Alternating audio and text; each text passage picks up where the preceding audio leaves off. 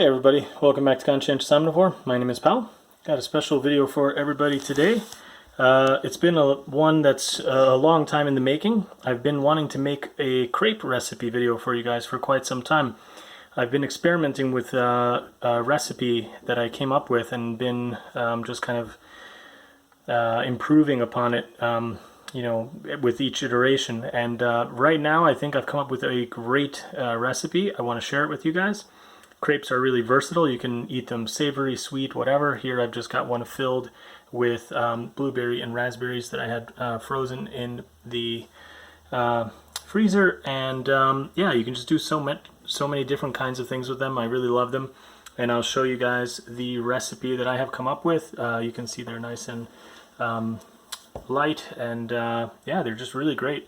It's actually this recipe makes about 30 of them, roughly. I don't know exactly because we always end up eating them before we finished cooking up the whole batch.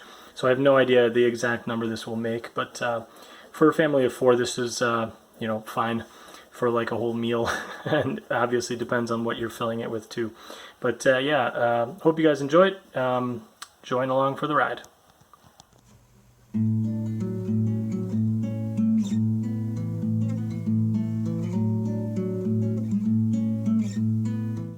Alright everybody, let's jump into the ingredients. We are going to need 400 grams of plain white flour.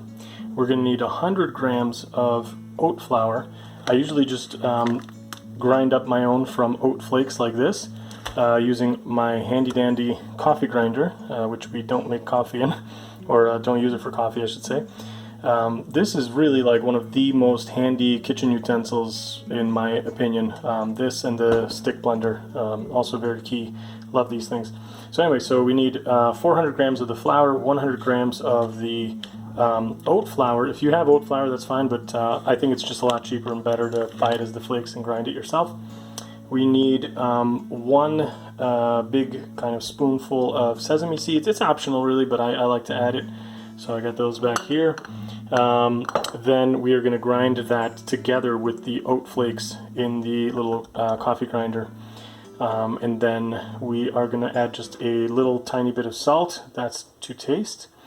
We are going to need about 4.5 spoonfuls. And when I say spoonfuls, I mean like, a good kind of like slightly heaping spoonful like this size of the flax seeds. So that's what I got those there for. We're going to use that as an egg replacer kind of thing, so it's going to be mixed in with water. I'll show you the consistency you're looking for. We are going to need the juice from about a half of a lemon, or lime would be fine as well, I would imagine. We are going to need about 50 milliliters of oil of your choice. I'm using olive oil. And we are going to need a fair bit of water. I would say that I'll show it to you guys when we mix it, but you start off with at least 1 liter of water, and then I usually keep adding more until I get the consistency I like, but I don't like to add it all at once because if you overshoot, you can't correct. And if you just add it kind of gradually, you can get the consistency you want. It usually works out to roughly another ½ liter of water, so about 1.5 liters of water, but you'll see when I'm doing it. And then that's it. So yeah, pretty much let's get into it. I'm going to show you guys all the steps, and let's get going. I start with the flax seeds because they need to sit in the water for a little bit, so it's good to get them going ahead of time. So you can see that's about what I'm doing. That's what I call 1 spoonful. We want 4.5 of those guys. So that's 2, 3, actually that's probably a little bit. You don't even need the half here. Let's just call that 4.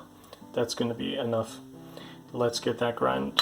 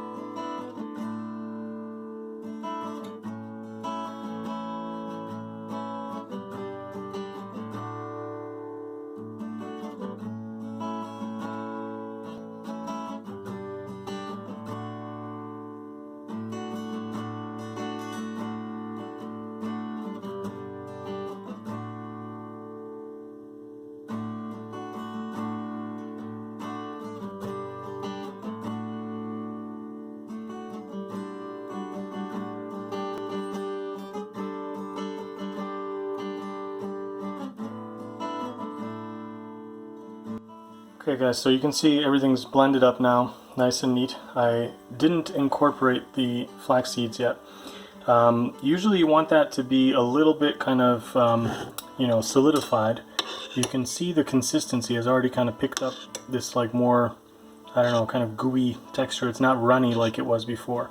So I'm going to incorporate this too. You could do that with the blending part too. I just kind of wanted to have a couple words about that separately, and I didn't feel like stopping the other video. But anyway, I'm going to add this in here and then show you guys the consistency we are going for. Right now it is still way too thick, so you can see it. This is not what you want. This is too thick. And it's fine because I know we need to add water, but like I say, I just don't ever want to overshoot. So let's get the flax seeds in here, and then I'll show you guys the consistency you're looking for.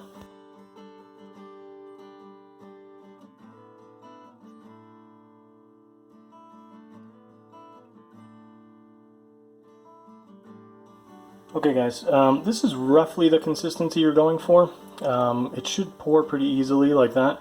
I'm going to actually add a little bit more water. That is a little less than 1.5 liters. I think I probably have still a couple, maybe like 200 millis left in this pitcher.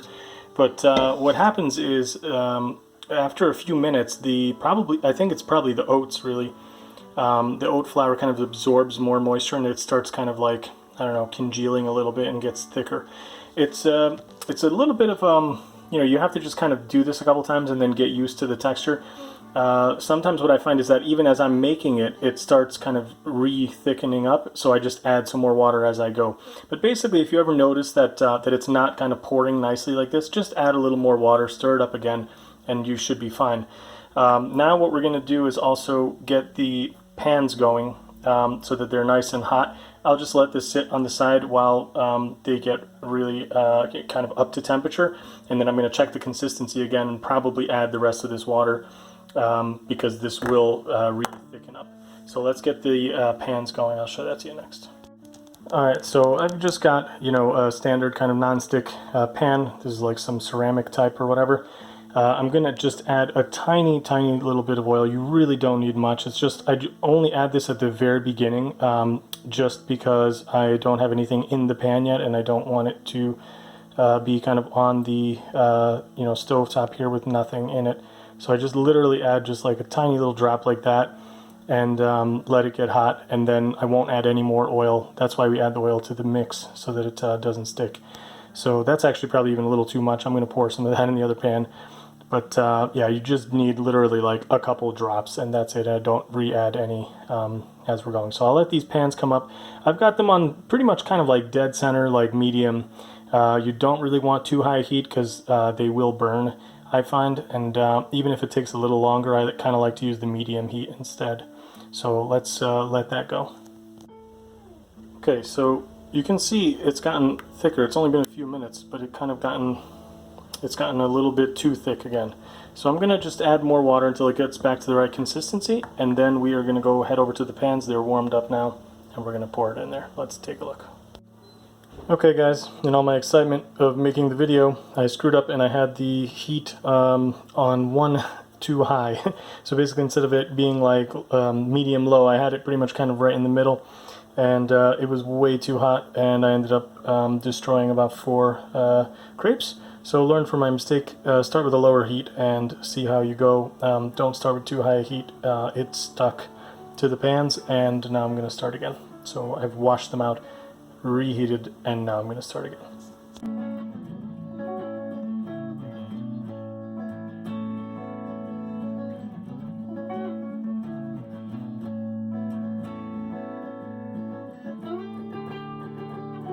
Just a quick tip.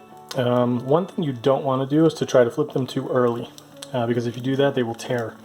You really want them to kind of be almost, fully cooked through before you flip them. So you can see kind of on the edge there, see how it's like really thin? If you tried to kind of scoop in there underneath now, it would definitely tear through.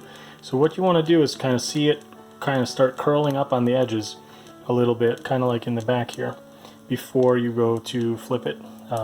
You'll see it on the other camera angle. Hopefully the technique I'm using is just kind of scoop underneath. Sometimes I use my hand, sometimes I don't need to, depending on if, how it feels. But if you feel like the little, wooden spatula or whatever you're using to flip it is kind of sticking between the pan and the crepe, you probably didn't wait long enough. You really want to wait a little longer. So yeah, you got to just don't be impatient. It takes a little bit of time to get used to making these. It took me quite a few tries before I got kind of the hang of it. So yeah, I feel like I'm still learning actually. But yeah, don't be afraid to try, and just you know, the worst case is you might mess up a few before you get the hang of it, and then it'll be fine.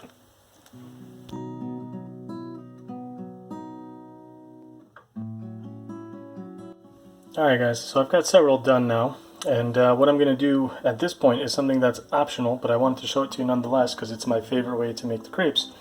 I take a medium-sized apple, I core it, and I'm going to actually peel this too, and then I am going to grate this down using the larger holes on the grater right into the mix here, and we are going to make apple crepes.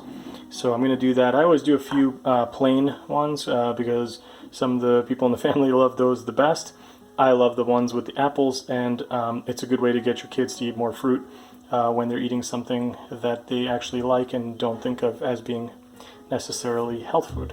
So yeah, let's get to work and make the rest of them with the apples.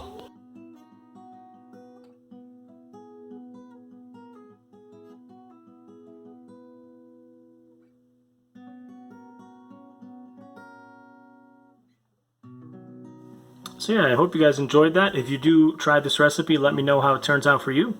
And hope everybody likes it, gives it a big thumbs up, and see you guys in a video soon. I will probably do a separate video on the many different types of fillings you can do, and cover some savory options as well.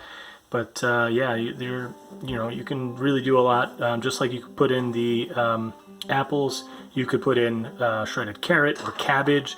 For a bunch of different options. So I will be doing that in a separate video, hopefully at some point in the future. Make sure to subscribe if you want to see that. And yeah, do let me know how they turned out for you. Bye.